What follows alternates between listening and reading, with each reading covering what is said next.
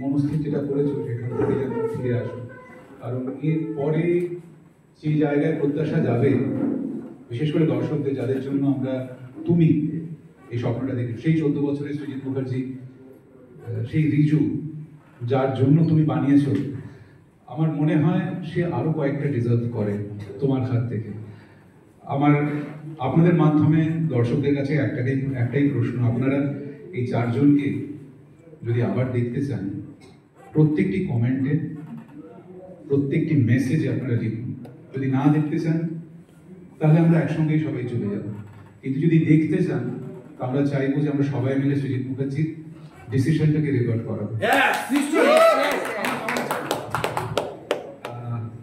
আমি আপাতত সৃজিত যেটা বলেছে সেটা শুনেছি, কিন্তু তারপরে সেটা শোনার পর মনে মনে একটা কিছু ঠিক করে রেখেছি, দেখি সেটা ঠিক হয় কিনা, এখন বলবো না সেটা নিয়ে।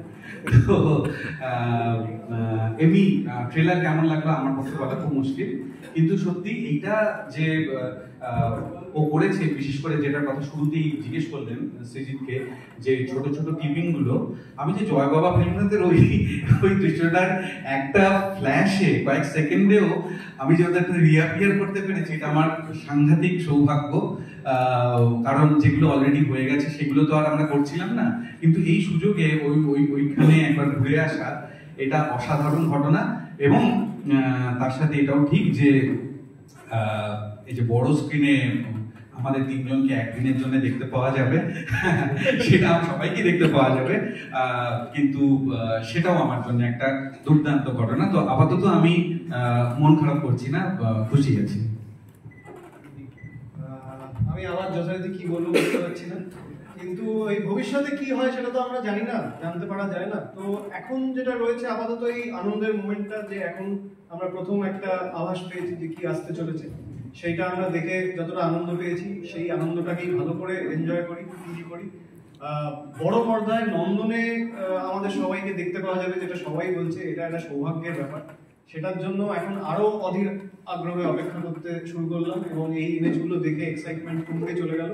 তো আর কিছু বলার নেই, আপনারাও বেশি দিনের অপেক্ষা করতে হবে না, সবাই দেখতে পাবেন, দেখুন, জানান কেমন লাগছে।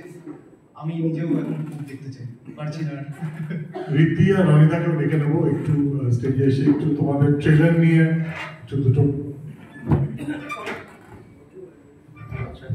আমার ভিজুয়ালি, আমার নিজের দেখে মনে হয়েছে যে এটা ভিজুয়ালি বেস্ট ফেলুদা, কাজেই এটা একদম দর্শক হিসেবে মনে হয়েছে। আমি যদি ছবির সাথে যুক্ত না থাকতাম তাহলে তাই মনে হতো।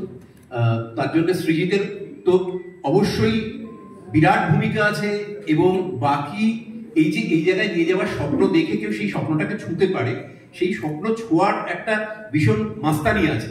কাজেই সেটাকে আমি সেলিব্রেট করতে চাই দর্শকদের সাথেই, এবং সেখানটায় নিজেকে এই অভিনেতা হিসেবে, এটা তো আমার পক্ষে মানে অফকোর্স খুব গৌরবের একটা ব্যাপার যে এই ইউনিটের সাথে এবং এই ফেলুদার সাথে যুক্ত থাকতে পেরেছি। তাছাড়াও দর্শক হিসেবেও এই ডিসেম্বরের চুপটাকে আমি এই ফেলুদা দিয়ে সেলিব্রেট করতে চাই, এবং এই যে ট্রেলারটা দেখলাম, এরকম এত ভালো ট্রেলার তো আমি বাংলায় বহুদিন দেখেছি বলে মনে হয়নি, এবং এই ছবিটাও আমি সেই লেভেলেই ওই আবার আমিও ছবি বলে ফেলছি, কারণ আমরা যখন করেছি না তখনও ক্যাপ্টেন আমাদের ওই রকমই বলে গেছে যে এটা আমি কিন্তু ছবি হিসেবেই ভাবছি, আমি চেষ্টা করব। যাই হোক, সেটা এই যে আলটিমেটলি তো নন্দনে দেখা যাচ্ছে, আমরা সবাই অপেক্ষা করে রয়েছি, এবং এটা নিয়ে একটা দারুণ, আপাতত আমাদের ডিসেম্বরের ছুটি কাটুক, সেটা এক্সটেন্ডেড হোক, হইচই জমজমাট হোক।